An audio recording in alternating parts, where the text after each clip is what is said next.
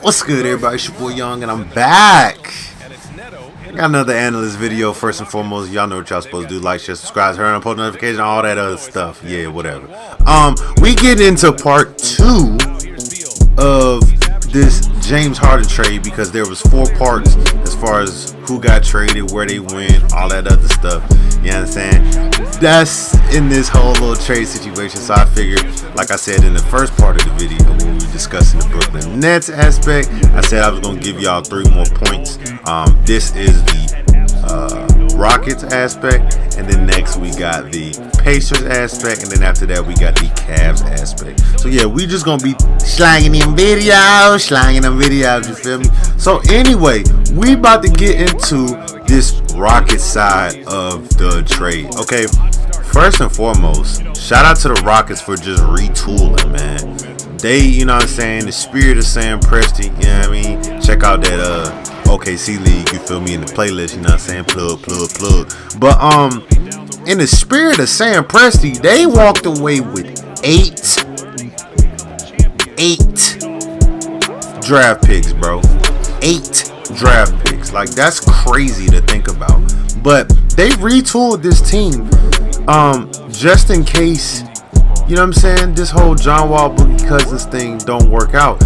And you know, whenever I do these little analyst videos when it comes to just anything and everything, I always weigh out the pros and the cons. You know what I'm saying? I always like to talk about the pros and the cons because, you know what I'm saying, in every situation there are pros and cons.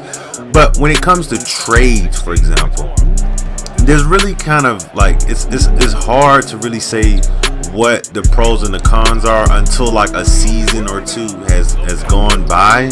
Because then you can really gauge, you know, what it is that you're working with and kind of see like who was the winner and who was the loser. You can have situations like, you know, grading if the Brooklyn Nets should have signed Kevin Garnett and Paul Pierce. Like, we look at that 5, 6, 7 years later and we're like, that was a horrible move, and the Celtics came out on top of that because it birthed you know what I'm saying, JT and Jaylen Brown. You know what I'm saying? So you can say that essentially there was a clear winner and there was a clear loser.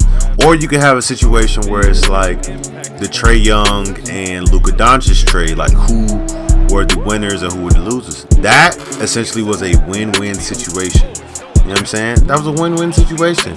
And, you know, I feel like once we look back on this, you know, 10 years from now, towards the end of their careers or whatever, we're going to be like, that was probably the best trade ever. And so with this situation, I'm just getting to this Rockets side of it. The Rockets, I feel like, got the best. So we're going to get into this Rockets situation. I feel like the Rockets and the Pacers, I feel like, got the best aspects of the trade. I already gave a lot of cons when it came to the Brooklyn Nets, that they can't play defense. But when it comes to the Rockets now, the Rockets are in an interesting situation. It's like they can go young. John Wall is not young, but he's young, if that makes sense. John Wall is young, but he's not young, if that makes sense. I said it twice because it's like I need y'all to really like kind of key into what I'm talking about. John Wall is not 36. John Wall is not 32. I think John Wall just hit 30. But he's relatively young as far as his body is concerned. Like, he doesn't have as much wear and tear. You know what I'm saying? He looks healthy. So I would keep John Wall. Now, there's a lot of question marks when it comes to this team. I definitely want to say there's a lot of question marks. I spoke about this at the beginning of the season before these guys even started playing, that there was a lot of question marks with the Rockets in the first place, just talking about clearly John Wall and DeMarcus Cousins. But now we got an even bigger question mark when it comes to Victor Oladipo. Now, regarding the team, I'm just talking about the pros. You get a healthy John Wall. John Wall's been playing great. You know what I'm saying? Shout out to John Wall. He's looked great. Christian Wood is looking like a monster. You know what I'm saying? Like I'm going to keep saying about Christian Wood. Christian Wood got to show me a season of this. Like, I don't necessarily know if this is like a fluke or he just playing good because, you know what I'm saying, he's playing within the season. But Christian Wood got to give me a season of how he's playing right now. But shout out to Christian Wood. He's been hooping. You know, that's great. DeMarcus Cousins has been playing really well for what his role is. And then just everybody else on this Rockets team just looks pretty good. David Nwaba has kind of resurged in his career. PJ Tucker really wants to feel wanted by the Rockets, so I don't necessarily feel like the Rockets are going to keep him. The Rockets can do a lot of things with these pieces on their team. I could see them potentially trading PJ Tucker, like holding on to PJ Tucker, holding on to Eric Gordon just to see where they can go in the playoffs. If they don't make the playoffs or if they can't get any further, I could see them packaging the two of them for a draft pick. I could definitely see them doing that, and that wouldn't be a bad move. The Rockets are in a weird situation because it feels like the Rockets could essentially, like, they could rebuild without rebuilding.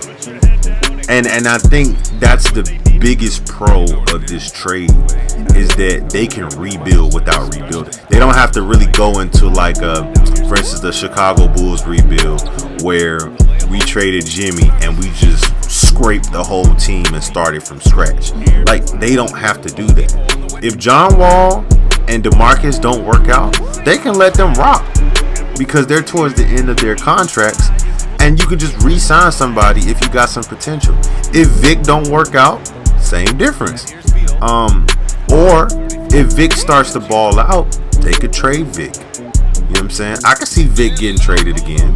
I honestly feel like, and this is probably for another video, I feel like Vic could be traded to the Nuggets. I'm going to just throw that out there. And if it happens, I'm going to replay this clip in that video when he gets traded. But there's so many options and so many good things about this Rockets roster that I could see them just running it with the team that they got and just making little tweaks.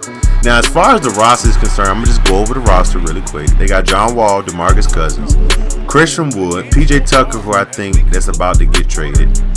I'm not really going to go into depth as far as Jason Tate because I don't really keep up with Jason Tate when he was at Ohio State, so I don't really know that much about him. I gotta do some research to kind of figure out who that is.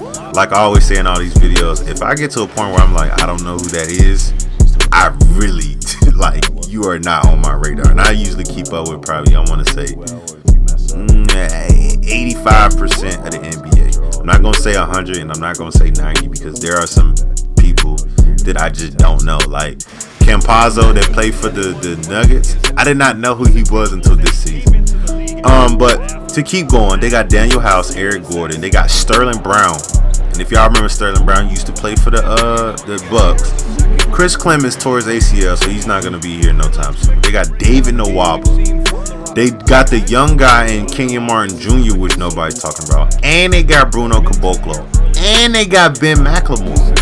Now, I'm still sticking in the pros. I'm still sticking in the pros aspect of this trade, right?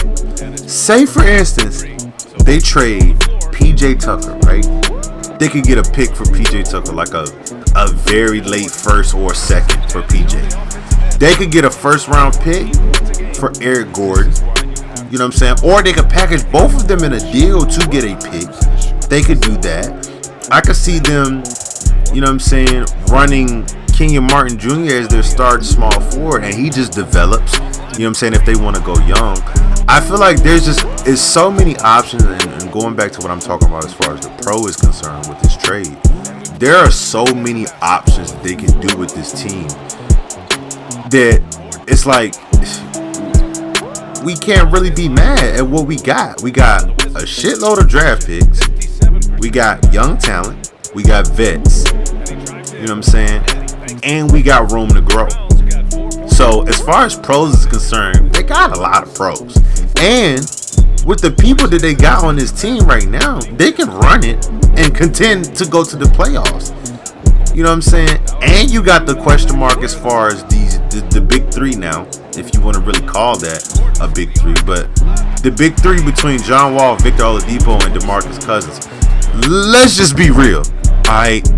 If the three of them are healthy, they're running the West. We just gotta call it how it is. Boogie in his prime was a 27-9 type guy. John Wall is a 20-11 type guy. Vic could give you 25 easy. And we talking about in their prime. Alright? All three of them are battling significant injuries that affect the way they play the game.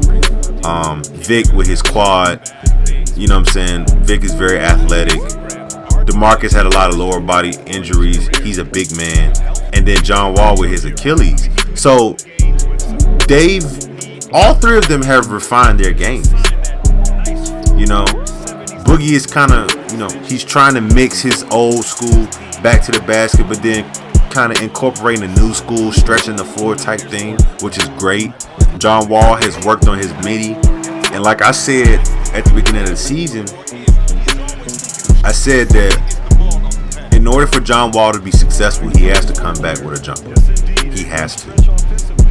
And that was before the James Harden trade. That was before they made the moves that they made. But John Wall, in order to be a successful point guard as he's getting older, he has to develop a jump shot. I think about point guards like Jason Kidd. Jason Kidd was an excellent point guard, but the biggest knock to Jason Kidd was that Jason Kidd could not shoot. And a lot of times people would wall up Jason Kidd. You know what I'm saying? They would box and one Jason Kidd, and Jason Kidd could not get past that because he couldn't shoot. And towards the tail end of his career, especially when he was with the Mavericks and the Knicks, he became a shooter. He became a shooter, and it prolonged his career for him to play 20 years. So I just feel like for John Wall just have to keep making strides to be a better shooter. I mean, he's 30, so I don't necessarily feel like, I don't know where he can go as far as his game is concerned, but you never know. You never know. Now, as far as the cons is concerned, I don't really see a lot of cons in this trade. The only thing I can see that's a con in this trade is the fact that John Wall, DeMarcus Cousins, and Vic just don't play up to par. But they got so many picks that it really don't matter. Like, it really don't matter. It really does not matter. Like, that's probably the only con. As far as defense is concerned, surprisingly enough, the Rockets play really good defense. They play really good defense. It's probably not tops in the NBA. Pause. It's probably not in the top percentile of the NBA. But as a unit, like as a team, they play really good defense. I go back to the preseason when they played the Bulls. Now, granted, you know what I'm saying, we the Bulls. You know what I'm saying? For anybody new watching this video, I am a Bulls fan. But yeah, like, when they played the Bulls in the preseason, they were strapping us up. I'm talking about throwing bodies. It wasn't just like a box and one type defense. It was more of like, we're blitzing. But it wasn't a blitz. I can't even like describe what type of defense that was, but it's like I'm switching the next man up, boom. And then the next man shifts and then somebody else shifts. But the personnel that they had on the floor was so easy to switch. Like, it was just crazy. It was just crazy. Now, I would say another con to this whole trade is salary cap. Now, say for instance, the three of them hoop. I'm talking about, because it's early in the season. I don't really want to say that, we kind of know what we're going to get from the three of them, because John Wall's been off and on. DeMarcus has been solid for his role. And then Vic hasn't really had a game where it's like, all right, he's healthy again. He's been having like, little game here, little game there. And then it's like, we don't really hear from Vic no more. And I think that's why the Pacers were comfortable enough to let him rock. But going back to what I was saying, as far as a con is concerned, if all of them start hooping, and you know, you got to figure out how to, you know what I'm saying, figure out who you're gonna pay, who you're not gonna pay. Like, that's gonna be hard, especially with those three guys, because Vic is the type. Vic wants his money. Vic has already publicly said that he wants his money. I'm pretty sure John Wall wants some money, and I'm pretty sure DeMarcus definitely wants some money because he's been taking vet minimum contracts the last couple of years. So it's gonna be hard. It's gonna be hard, you know what I'm saying, to figure out what you're gonna do with those three pieces, especially with Kenyon Martin Jr. Now, Kenyon Martin Jr. is the calling card to this trade, and I feel like Kenyon Martin Jr. could be better than what he is if he gets more minutes. I really like Kenyon Martin Jr. I've been following Kenyon Martin since his high school days. He's a monster. Like, when he was in high school, that boy was a monster. He's athletic just like his dad. You know what I'm saying? Kenyon Martin, the former #1 overall draft pick. Like, Kenyon Martin Jr. was tough in high school. And he was pretty solid in college too. Did I think he was gonna go in the second round? I think he went undrafted. If I'm not wrong. If I'm wrong, you know what I'm saying, correct me in the comments. But I didn't think Kenyon Martin should have went undrafted. But that's another story for another day. But going back to Vic, for example, a lot of his games, he's had 2 games of 20. Well, 3 games. Well, I'm sorry, 4 games of 20. And all of his other games have been in the 16 and 18 range. So I say Vic is probably going to give you 20 points a game, which is fine. Like, I don't think that Vic giving you 20 points a game is a bad thing. I honestly don't. Simply because of what they need on this team, which is not a ball-heavy scorer. They just need somebody that, oh, okay, boom, pass you the ball, you get buckets. You know what I'm saying? Pass you the ball and you get buckets. Now, as far as John Wall is concerned, John Wall has only had like 3, I think it was about like 3 20-point games. I know he had 22 when he was in Sacramento, because that was his first game. He had like 28 the second game or something like that. And then he had 28 again in Indy. And then the rest of the games after that, they've been like 14, 10 and stuff like that. So it just depends on what you're going to get from these guys. Now, what I've been seeing from John Wall and Vic has been, you know, it's alright. It's alright. And there's nothing wrong with what they've been given, but I feel like they could do better. Now, as far as Boogie is concerned, Boogie hasn't had a consistent stretch of 2 games this whole season. He'll give you a game where he only scored 8 points, and then the next game, you know what I'm saying, he'll give you 9 and 14 like he did with Indy. Now, granted, his minutes have been fluctuating. I will say that in those games that he had single digits, the most minutes he had in those games was probably like 20 minutes. So he hasn't really been playing a lot of minutes. I know DeMarcus has been on minutes restrictions just so he can be healthy. So I don't think we're going to see DeMarcus or the best version of DeMarcus until next year, where he's fully healthy, he's fully back in game shape and whatever. But yeah, I think that's my only con about this trade is the cap room and just seeing if these guys are healthy. But as far as like flexibility going forward, the Rockets got a lot of flexibility going forward. I'm excited for Vic because he gets out of Indy. I think he wanted to get out of Indy, period, because they start to see that Sabonis is low-key their building block. Miles Turner has actually been playing good. But like I said, I'm going to get in depth with that in another video. But yeah, that's all I really got to say about the Rockets, man. I'm excited, you know what I'm saying, in this trade because it changed a lot of landscapes as far as certain teams. I want to see how the East reacts to this because y'all did all this shit to beat 36-year-old LeBron James in year 18, and that's hilarious. But if you like this video, please make sure y'all like, share, subscribe, turn on them post notifications, and yeah, man, I'm gonna holler at y'all later, man. Peace and love, ladies.